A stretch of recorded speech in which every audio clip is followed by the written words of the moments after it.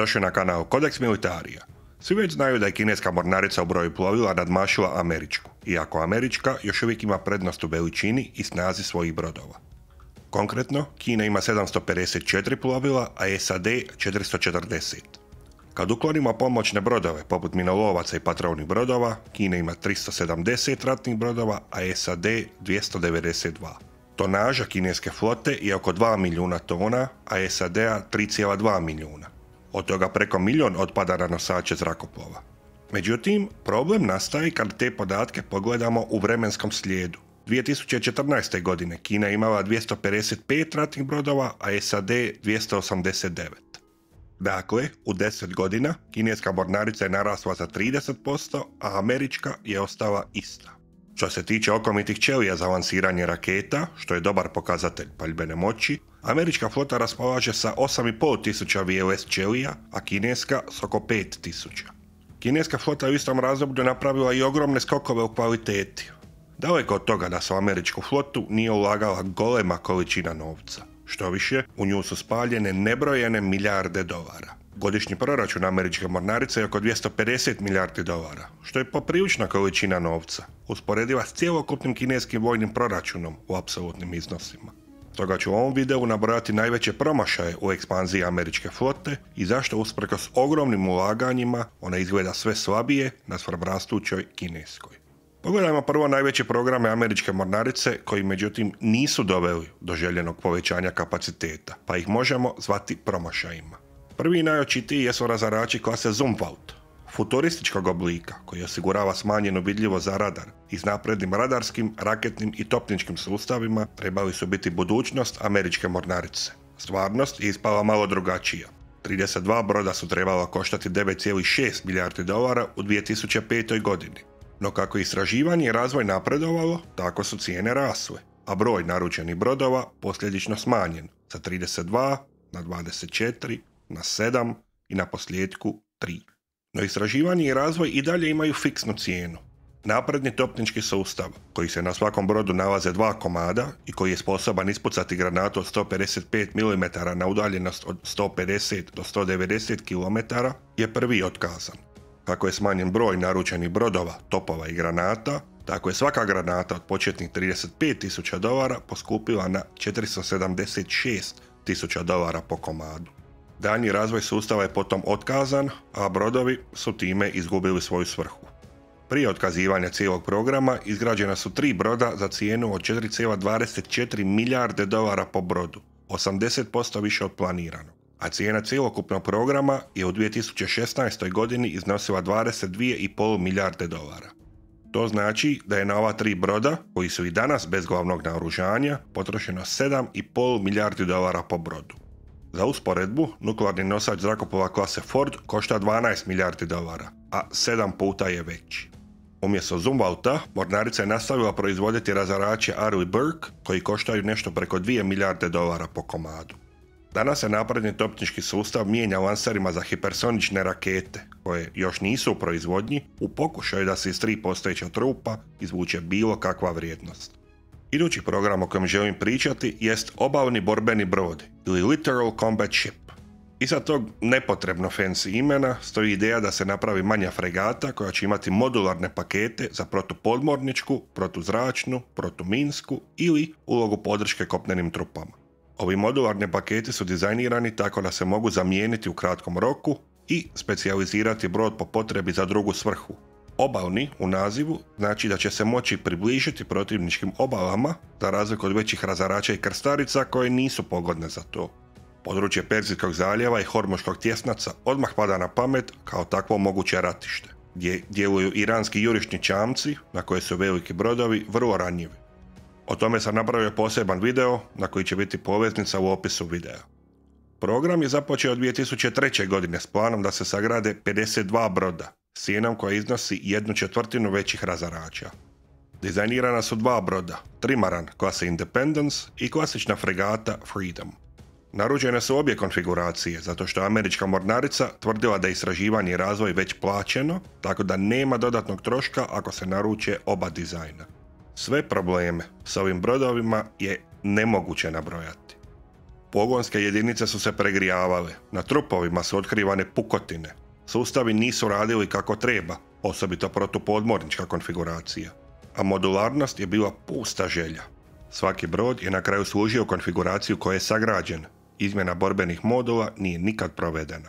Isproban je novi sustav održavanja brodova prema kojem posada nije obučena za popravke, već njih provode isključivo privatne tvrtke. U praksi to znači da inženjeri Lockheed Martina moraju letjeti na drugu stranu svijeta svaki put kad je trebalo napraviti rutinski popravak poput pokazivača za gorivo. Govorilo se o prodaji brodova Izraelu i Tajvanu, što je propalo zbog visoke cijene koja ne opravdava borbene sposobnosti. Paralelno s tim, zahtjevi za obranu brodova koji su se činili primjereni u 2003. godini, u 2020. godinama bili bitno viši s obzirom na napredak koje su države poput Irana i Kine napravile u svojim mornaricama. Cijena je, naravno, bila problematična, iako je glavni problem bio u niskoj kvaliteti dizajna, izgradnje i ograničenih operativnih sposobnosti. Prvi brodovi su stupili u službu 2008. odnosno 2009. godine, no kako su problemi otkrivani u službi, tako su narudžbe smanjivane. Do sada je sagrađeno 35 ovih brodova, no 9 ih je već izbačeno iz službe zbog štednje i neriješivih tehničkih problema. Rekorder cjelokupne američke mornarice je Sioux City, koji je u službi proveo samo 5 godina, od 2018. do 2023. godine, kad je izbačen iz aktivnog sastava. U nadolazećim godinama bit će umirovljeni i preostali brodovi nekoliko godišnje. Ukupna cijena programa sa istraživanjem i razvojem je oko 22 milijarde dolara.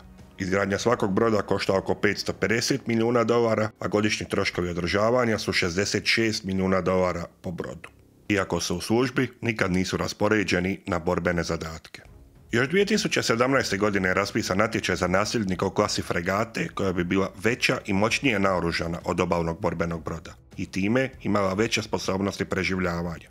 Zbog već jasno definirane prijetnje rastuće kineske mornarice, ovaj put je dopušteno da se već i postojeći strani dizajni prijave na natječaj, kako bi se skratilo vrijeme i troškovi potrebni za izgradnju i stupanje u službu. 2020. je objavljeno da je pobjednik natječaja Fincantieri Marinette Marine, američka tvrtka u talijanskom vlasništvu, koja je podnijela dizajn FREM, prema kojem su već građene fregate za talijansku i francusku mornaricu, jer su poznati kao klase Bergamini, odnosno Aquitaine. Zvuči odlično, zar ne?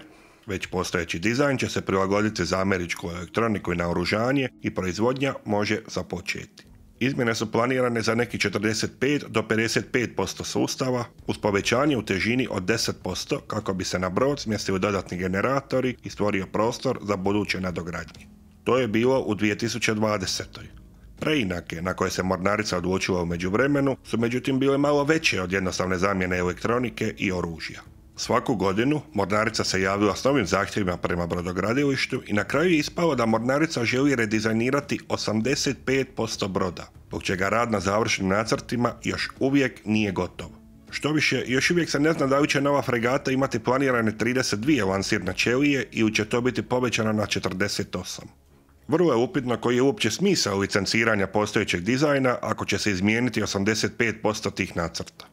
Kobilica prvog broda je konačno položena u travnju 2024. godine, no on je još uvijek u izgradnji i po zadnjim vijestima se očekuje da će stupiti u službu 2029. godine. Gradnja ostalih brodova je već odavno trebala započeti, no to nema smisla dok se ne zna kako će brodovi u konačnici izgledati. Zahvaljujući tome, 9 godina od raspisivanja natječaja, a izvjesno je da će to biti i 12, niti jedna fregata klase Constellation nije niti blizu tome da stupi u službu. 3 milijarde dolara je potrošeno bez ikakvog vidljivog rezultata u tom razdoblju. Počasno mjesto u horor pričama iz američkih brodogradilišta, ali naravno i američke struke i američke politike zadužene za mornaricu, jesu krstarice klase Ticonderoga. U službi od 1983. godine, ove krstarice su zahvaljujući svom sustavu protuzračne obrane Aegis i dalje u samom svjetskom vrhu u toj ulozi. No ulaganjima u poboljšanje razarača klase Arleigh Burke, koji su prestigli krstarice u borbenim sposobnostima i jako se približili u kapacitetu streljiva, klasa Ticonderoga je postala neekonomično rješenje. I dalje imaju prednosti u pogledu većeg broja članova posade i zapovjednog kapaciteta, no zbog štednje, odnosno modela Divest to Invest, odricanje radi ulaganja, 18 savršeno borbeno sposobnih brodova je umirovljeno. Od toga je 5 razrezano, 13 je u rezervi, dok ih je u aktivnoj službi ostalo 9. Ovdje imamo 2 problema. Prvi je da ih se pokušalo nadograditi novim radarskim i elektroničkim sustavima. To je 11 najnovijih krstarica za cijenu od 3,7 milijarde dolara ili oko 350 milijuna dolara po brodu. Nadogradnja USS Vicksburg je umjesto planiranih 175 milijuna dolara koštala 500 milijuna dolara. To je užasno skupo, ali bi čak i bilo u redu da 4 broda netom nakon nadogradnje nisu završila u rezervi, što znači da je 1,8 milijardi dolara potrošeno uzalud. Drugi problem je redukcija u broju borbeno sposobnih brodova, upravo u doba kad kineska mornarica sve brže i brže uvodi nove moderne brodove u službu, i to po 30 godišnje, uključujući usporedive velike razarače. Dok logika da se tako ušteđena sredstva mogu preusmjeriti u nove brodove ima nekog smisla, činjenica da već 20 godina SAD ne može pokrenuti masovnu proizvodnju nekog novog uspješnog dizajna, znači da nema zamjene za umirovljene krstarice. Proizvodnja razarača Arleigh Burke, 1 godišnje, je sporija od tempa umirovljenja i time se američka mornarica efektivno smanjuje. U ovom videu neću niti ući u povećanje cijena za izgradnju nuklearnih nosača, jer su oni, iako preskupi, barem ušli u službu i time opravdali uloženi novac. Nove nuklearne podmornice klase Columbia su također priča za sebe koja se trenutno razvija. Iz svega nabrojanoga je nedvojbeno da cjelokupni američki sustav brodogradnje ne funkcionira u kritičnom razdoblju kad glavni rival, Kina, strelovito napreduje u svakom pogledu. Naravno, postavlja se pitanje, zašto je to tako? Ako je američka brodogradnja mogla održavati najveću mornaricu na svijetu posljednjih 100-tinjak godina, zašto sad imamo ove horor priče i promašaje? Pogledajmo prvo civilnu brodogradnju, ili ono što je ostalo od nje. U Drugom svjetskom ratu SAD je proizveo 5.500 brodova i dosegao razinu kvalitete i brzine proizvodnje koja je bila neviđena do tada u povijesti. U 50-ima SAD je proizvodio 60% svjetske trgovačke flote. U 70-ima je to bilo 50%, da bi onda naglo palo na 5% u 80-ima. Taj pad je rezultat liberalizacije tržišta pod Ronaldom Reaganom, koji je ukinuo nadzor nad udruženjima brodograditelja i prijevoznika, što je potpuno urušilo domaću proizvodnju i prebacilo ju potpuno u jeftinije države. Sva velika brodogradilišta i prijevoznici su u nadolazećim godinama bankrotirali ili bili prodani stranim ulagačima. Od tada brodovi se proizvode najviše u trokutu Japan, Južna Koreja, Kina. Danas stvari stoje ovako. Kina proizvodi 57% brodova na svijetu, Južna Koreja 20%, a Japan 9%. EU drži 4%, Indija, Turska i druge države 3%, a SAD čitavih 0,04% svjetske civilne brodogradnje. Ili apsolutnim brojkama, od 5448 velikih trgovačkih brodova u 2024. godini, Kina je sagradila 3419, a SAD 3. Samo 3. Ne mogu naći točne podatke, ali to je možda ispod hrvatske brodogradnje, koja prosječno proizvodi 13 brodova većih od 100 tona godišnje.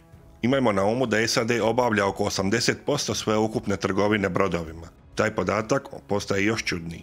86% kamiona koji obavljaju ostatak trgovine je napravljen u Kini, kao i 95% kontejnera u kojima se ta trgovina odvija. Jasno je da je od svih pokušaja da se smanje troškovi preseljenjem industrije u jeftinije zemlje, brodogradnja najviše nastradala. Bez snažnog ili u ovom slučaju ikakvog civilnog sektora brodogradnje nemoguće je održati broj zaposlenih, naročito dobro obrazovanih i vještih inženjera i radnika, kao i cjelokupan sustav kooperanata, čak i za jednostavne komponente koje nisu nužno vojne poput oružanih sustava. Sustav državnih subvencija za brodogradnju ne postoji, dok je vrlo izražen u drugim državama koje brodogradnju vide kao stratešku granu. Posljedično, budući da svi ti brodovi niti ne plove pod američkim zastavama, malen je broj pomoraca koji stiču nekakvo znanje kao mogući članovi posade na američkim bojnim brodovima. U redu, to je civilna brodogradnja, a što je s vojnom? Pa, američka brodogradnja, za razliku od zrakoplovstva i drugih oružanih grana, nije nikad bila izvozno uspješna.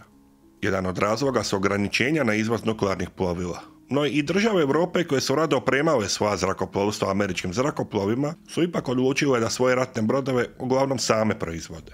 To je značilo da je vojna brodogradnja u potpunosti ovisila o američkim narudžbama. Što nije bilo loše dok je SAD primjerice imao 600 ratnih brodova u 80-ima pod tim istim Reaganom. No kako su narudžbe padale završetkom hladnog rata, tako se i kapacitet vojnih brodogradilišta smanjivao. Bez mogućnosti da se zbog visoke cijene rada prebace na civilnu proizvodnju, te bez sigurnosti u narudžbama koje bi osigurale da su navozi puni, brodogradilišta su počela funkcionirati projektno, od broda do broda, što je značilo da su cijene rasle budući da je uz period gradnje plaćan i period u kojem nema gradnje, što je mornarici i bilo u redu jer nije htjela izgubiti te radnike i navoze. No protekom više desetljeća neučinkovitost tog projektnog sustava je postajala sve veća i veća, a brodogradilišta zbog nedostatka konkurencije u sve boljem položaju da ucjenjuju mornaricu da plaća brodove sve više i više. Istovremeno je zbog tog povlaštenog položaja kvaliteta rada pala, što je uz općenito smanjenje i poskupljenje radne snage ponovno povećalo cijene. Ako Amerikanci imaju svoj karakteristični način upravljanja, onda su to otkazi i smanjenje troškova. Pitajte samo Jack Welcha ili čak hrvatski Infobip danas. Cijela američka brodogradnja se danas vodi na 7 velikih tvrtki. Huntington Ingalls Industries, General Dynamics Electric Boat, Bath Iron Works, Electric Boat, Newport News, Fincantieri i Austal. Huntington Ingalls je jedini koji može proizvoditi nosače i to samo jedan po jedan. Bath Iron Works isto za razarače, dok se za podmornice kombiniraju jer nijedno brodogradilište ne može samo proizvesti jednu. SAD ima 4 javna remontna brodogradilišta u vlasništvu mornarice, Norfolk, Puget Sound, Portsmouth i Pearl Harbor, ali ona su zadužena samo za održavanje, ne i za izgradnju brodova. S druge strane, Kina danas ima 20 brodogradilišta koja proizvode vojne brodove. Jedan od najvećih problema jest privlačenje i zadržavanje kvalificirane radne snage. Rad u brodogradilištu je težak i složen posao, koji se ne može automatizirati na isti način poput proizvodnje zrakoplova ili borbenih vozila. Inflaciju plaća je potrebno konstantno korigirati povećanjem ugovora. Snažan sustav sindikata je u puno stvari poželjan, no u američkoj brodogradnji u usporedbi s drugim državama također povećava cijenu proizvodnje. Tu je i problem sigurnosnih provjera. Budući da radnici imaju pristup vojnim tajnama, prirodom posla koji rade, nova zapošljavanja su proces koji traje mjesecima dok provjere ne završe. I zato američkim brodograditeljima stalno nedostaje radnika. Trenutne brojke su više tisuća radnika koji nedostaju u brodograđevnom sektoru. Tu je i neosporna sprega vojno-industrijskog kompleksa, iako su sva ova probijanja proračuna bila legalna i odobrena od strane Kongresa. Tu dolazimo i do politike, a ona u SAD-u iznimno kompleksna. Recimo da se dobiju sredstva za jedan brod, potrebno je braniti taj traženi proračun pred čak 4 različita odbora na javnim saslušanjima i proći ogroman broj revizija, što zna produljiti vrijeme za sklapanje ugovora ili same gradnje. Što sve povećava troškove jer radnike i opremu treba plaćati cijelo to vrijeme dok traju administrativne zavrzlame. Pritom treba paziti da se radna mjesta ravnopravno rasporede na što više američkih saveznih država, da se dobije podrška senatora i predstavnika iz tih država, što čini proizvodnju neučinkovitom. Istu stvar vidimo i u drugim vojnim granama, primjerice zrakoplovstvu. Onda dolazimo i do američke mornarice, naručitelja i nadzornika same izgradnje brodova. Nekad je mornarica imala svoje dizajnerske biroje, a privatna brodogradilišta su samo gradila te brodove. Ti biroji su zapošljavali 300 do 400 vrhunskih inženjera koji su završetkom hladnog rata smatrani nepotrebnima i biroji su raspušteni, a ti inženjeri otpušteni. Danas brodove i dizajniraju i grade privatne kompanije, što se naprosto nije pokazalo kao učinkovito s obzirom na ranije doba. Iskusnih inženjera nedostaje i u brodogradilištima, ali i u mornarici koja kontrolira dizajne koje brodogradilišta izrađuju. Već smo na primjeru fregate Constellation vidjeli da se mornarica od 2017. do danas ne može odlučiti kakav točno brod želi. Isti časnik koji je vodio program obalnih borbenih brodova danas vodi nabavu novih fregata. Američka mornarica je previše sklona promjenama u kasnijim fazama dizajna umjesto da se drži inicijalno ugovorenog. Također, u pokušaju da se svaki problem riješi tehnologijom i održi kvalitativna prednost pred protivnicima, često se previše novih tehnologija uvodi odjednom, umjesto da se to obavi postepeno. Inovacija je načelno dobra, ali previše inovacije odjednom stvara velik rizik da jedan ili više sustava ne budu spremni na vrijeme i tako cjelokupan sustav gubi na učinkovitosti dok se ti rizici saniraju i brod uđe u proizvodnju. A u toj fazi cijeli projekt toliko košta i toliko kasni da je vjerojatno bilo bolje od starta ići sa jednostavnijim, ali dokazanim rješenjima, a ona složenija uvesti u naknadnim iteracijama. Ovo naravno ovisi od projekta do projekta, ali pokazuje se kao jasan trend u svim američkim sustavima. F-35 kao najskuplji vojni projekt ikad je dobar primjer toga. F-35 je na kraju barem rezultirao uspješnim proizvodom, što se ne može reći za već nabrojane promašaje. Na kraju, koliko god uzastopni predsjednici naglašavaju važnost povećanja mornarice i koliko god milijardi dolara se bacalo u sustav, to nije rezultiralo povećanjem američke mornarice u posljednjem desetljeću. Kvalitetom i tonažom je ona i dalje neosporan broj 1 u svijetu, ali boli od strukturnih problema koji se već dugo vremena ne uspijevaju riješiti. Pokušaja preobrata je bilo, primjerice 2018. godine u sustav je ubačeno 22 milijarde dolara subvencija za modernizaciju javnih remontnih brodogradilišta. Postoji programi subvencija malih brodogradilišta, dok već nabrojana velika stalno probijaju iznose sklopljenih ugovora koji se onda redovito povećavaju. Sve u svemu, ako se postojeći trendovi nastave, američka mornarica neće zadugo ostati na tom prvom mjestu. To bi bilo to za današnju temu. Pretplatite se na kanal ako već niste da ne propustite buduće videe i nadam se da se uskoro opet vidimo.